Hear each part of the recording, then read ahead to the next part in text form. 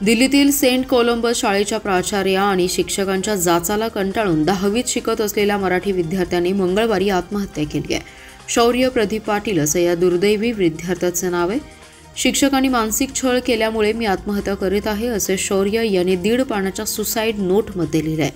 राजा garden metro पोलिसांनी principal अपरिजाता पाल आणि मनू कालरा, युक्ती महाजन आणि जुली वर्गीस या शिक्षकांविरोधात गुन्हा दाखल केला आहे.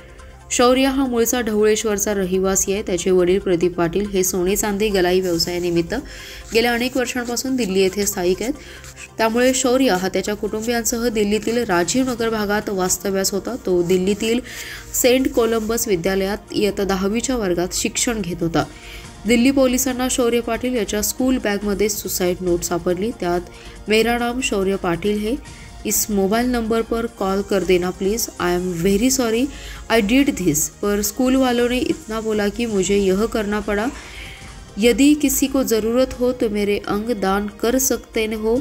मेरे पेरेंट्स बहुत अच्छे हैं, मेरे पेरेंट्स ने बहुत कुछ किया. आई एम सॉरी, मैं उनको कुछ नहीं दे पाया. सॉरी भैया, सॉरी मम्मा, आपका आखिरी बार दिल तोड़ रहा हूँ.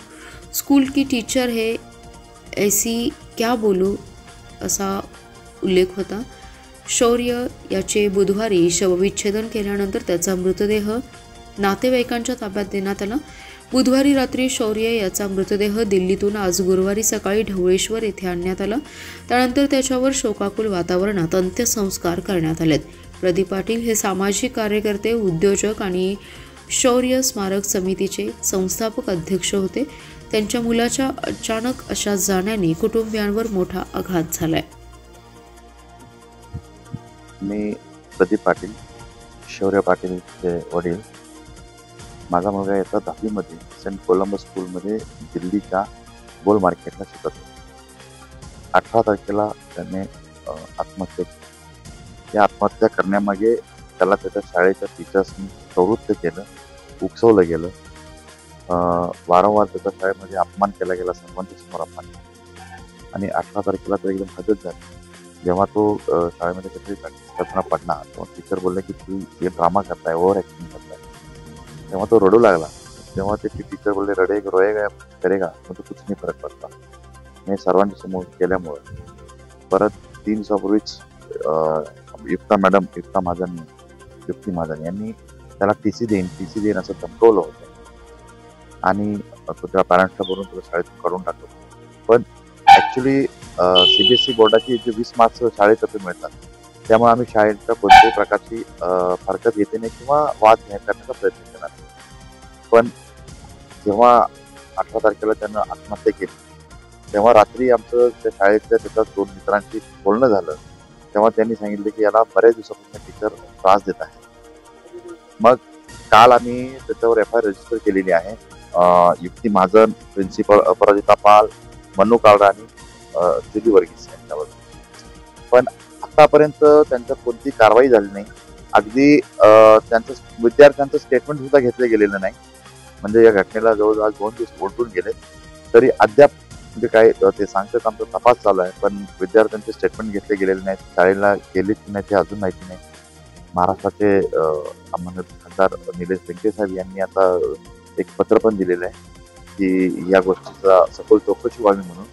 आणि जे शौर्य पाटील जी सुसाईड नोट लिहिलेले आहे त्याच्यामध्ये अतिशय समजदारीपणानं दाखवलेलं आहे की माझे जे शरीराचे भाग आहेत ते गरजू व्यक्तींना दान करा.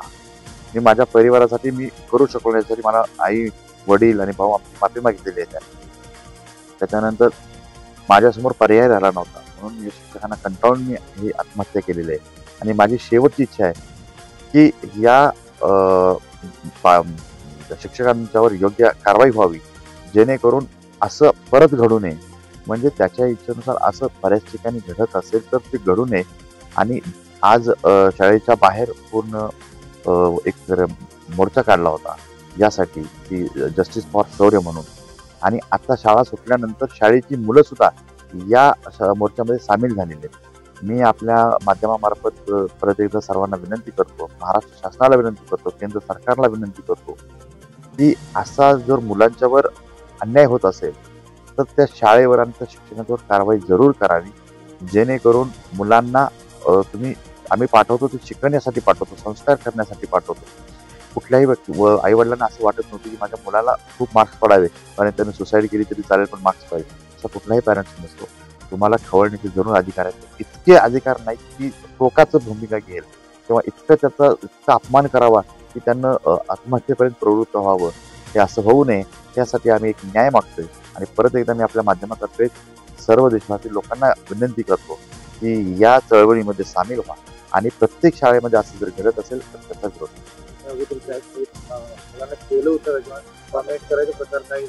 नाही. छोट्या मोठ्या गोष्टीची तक्रार करत होते की हा मागे बोलतोय, कमेंट्स पास करतोय, जोक्स करतोय किंवा नक्कल करतोय आणि नटखटपणा करतोय. तर मी तेव्हाच त्यांना म्हटलं की मॅडम मुलगा आहे तो हा नटखटपणा करणारच आणि त्यासाठीच आम्ही त्यांना पाठवतो. तुम्ही सुधारवण्यासाठी आम्ही त्यांना शाळेत पाठवतो. आणि आम्ही शाळेत आमच्याजवळ मुलगा किती असतो, सकाळी तो 7 ला जातो, 2 ला येतो. आई वडील नोकरीपेक्षा असेल संध्याकाळी 7-8 वाजता येतात. 2-3 तास आमची त्यांच्याजवळ असतो, दिवसभर तुमच्याजवळ असतो. ते तुम्हीच त्यांना घडवायचं असतं आणि शिक्षकाचं कामच असतं की मुलांना घडवणं आहे ना. म्हणून तर मुलं त्या प्रोटेस्टमध्ये सहभागी झालेली आहेत आणि मुलांच्या पण तक्रारी आहेत. 2-3 मुलांनी ठरवलं होतं की या पोलीस स्टेशनमध्येच कंप्लेंट करायची या मॅडमच्याबद्दल, 3-4 मॅडमचं. पण तोपर्यंत याने असं एकदम जो घटना घडली त्या दिवशी युक्ती महाजनच्या समोर आणि प्रिन्सिपल असताना प्रिन्सिपल काही बोलण्याचा त्याचं मन दुखलं की हा घटना घडतोय.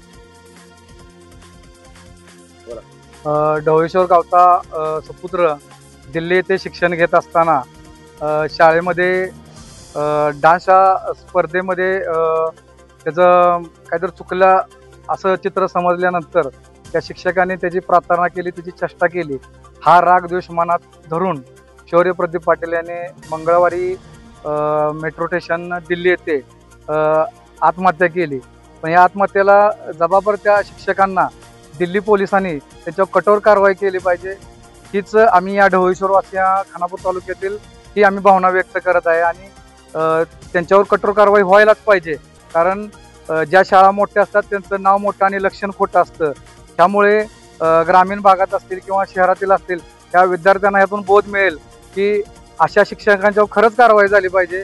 त्यातून शौर्यासारखा दुसऱ्या विद्यार्थी ही बळी पडू नये, हीच आम्ही या निमित्तानं भावना व्यक्त करत आहे. आणि दिल्ली पोलीस